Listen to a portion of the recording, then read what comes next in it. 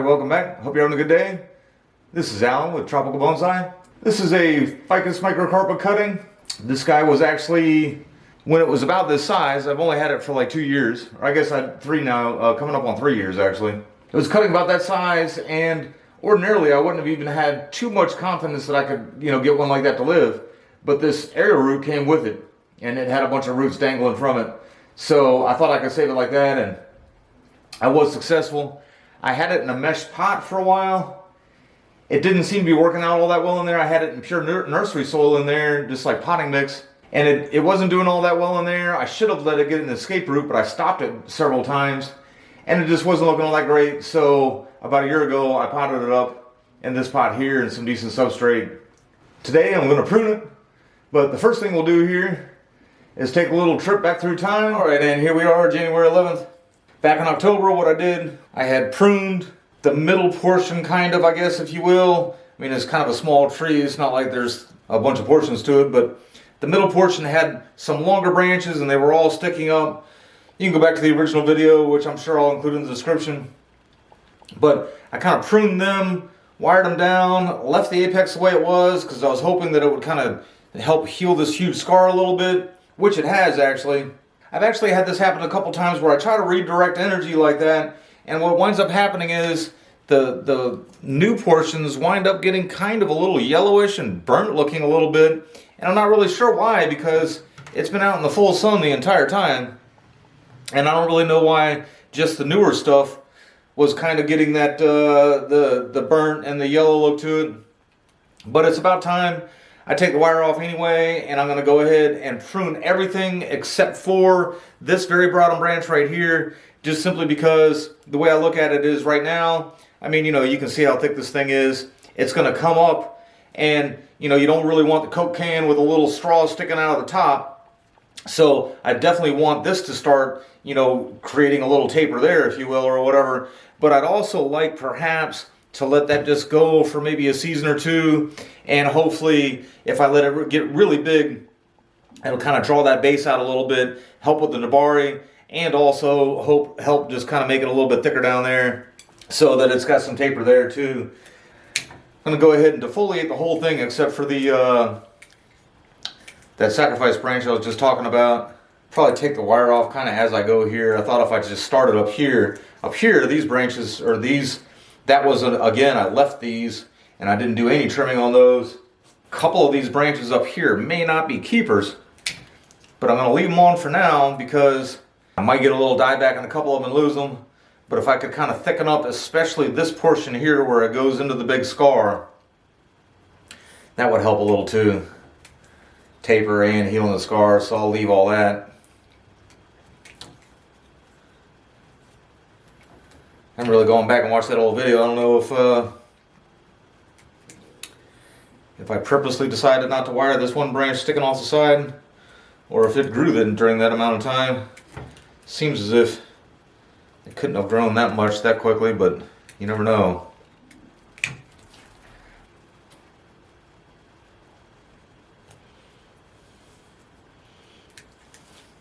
Ordinarily I might cut that little spindly thing off there, and I might have lost that straight up growing tip there. I don't want to lose this branch. This is in a good place, so I'll leave both those growing tips. And then this, I just like I said, for the health of everything there, I'll leave that on. And I'm gonna bet that maybe it was a little bit too early to wire it before. I don't know, like another month or so. And that one has lots of growing tips, so take a couple of those off. And then here we are back to today. Today what I'm going to do is I'm going to do some selective pruning to it. And I've noticed with some of these bigger cuttings that when I try to do some selective pruning, like send energy a certain way or whatever, it's one of the things that, like this big long shoot here, actually, I was trying to send energy into here. This long shoot came out, and then so the tree just like puts all its energy into that long shoot, and then I have this little dieback here. And that's sometimes, some of the, when I cut things back hard and I try to direct energy, I always try to like let it just go unchecked for a long time and then just come back and check on it and see what's kind of happened. And it's one of the things of sometimes when you start, working on one, trying to get some shape into it, probably not go with the just leave it unchecked 100% of the time philosophy. So, you know, like this little branch here, there's 3 growing tips on it, but they're really weak. I'll just leave that one alone. And then that one, you know, all energy was going to that shoot. That was, you know, it had a decent branch out to there, but I didn't want that shoot coming right out of the bottom. So now that's just down to 2 growing tips. And yeah, I'll just go ahead and just prune away here.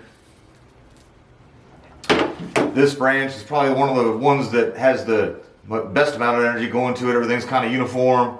I did have wire on it at one point.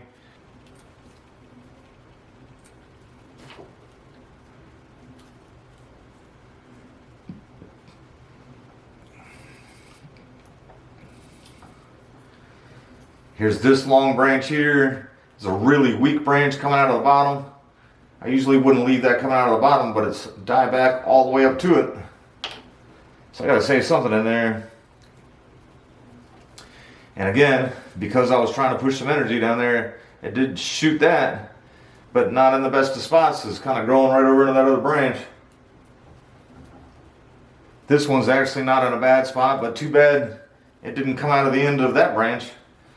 It'd be on the way to building a little bit of taper, but it came out right at the base of it.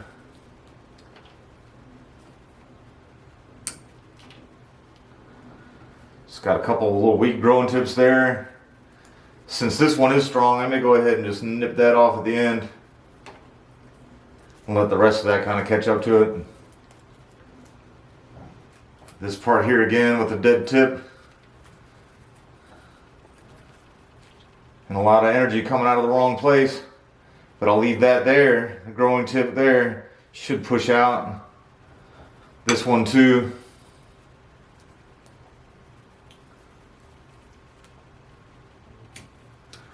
That one kind of had a little 3-branch situation going there.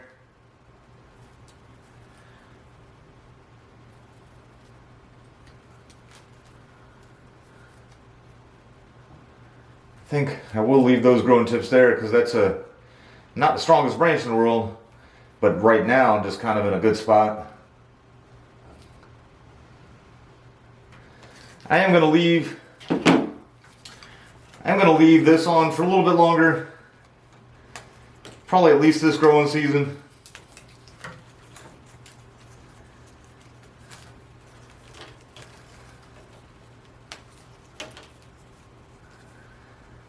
I'm just going to pop off some of the really old leaves back there. The more darker green and kind of palish they look, they're not doing quite as much anyway.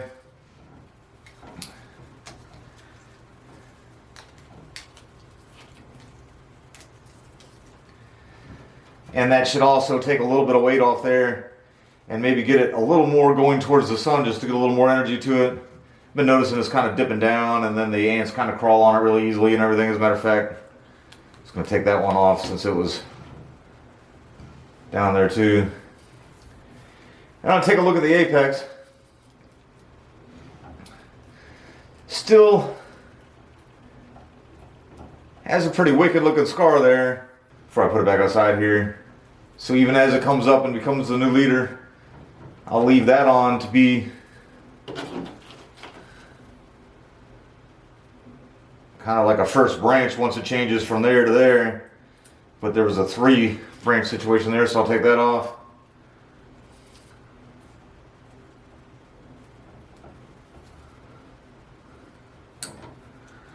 Got another little sprout right above it there. It's kind of too small and weak and too close. And then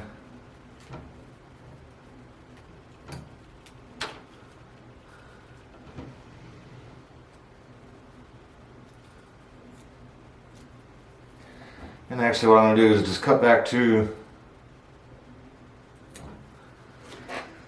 that one, let that be, you know, take over as the new leader. Since I'm not going to get wire on it today, should keep a little bit of natural kind of chop movement to it. I'll let that be the first branch after it comes up off of the thicker part. Or actually, I guess technically that would be the first branch right there at it. And alright, let's get a better look at this guy. Here's coming off this side here is where I've let that one kind of bigger branch set up. And you can see it kind of rolling over there a little. Before I go getting Dremel dust everywhere, I might try to even just work just a bare edge of that first.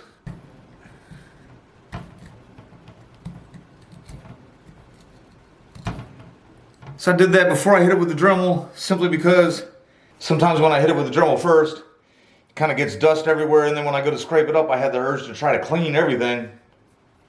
And I cut even deeper into the scar than I really wanted to, and lose some of that other healing. So there I just kind of went around, just got down to a little bit of green around the edges of it.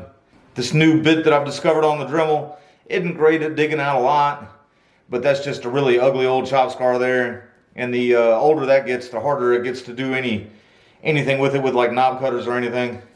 So I'm just going to try to smooth it out.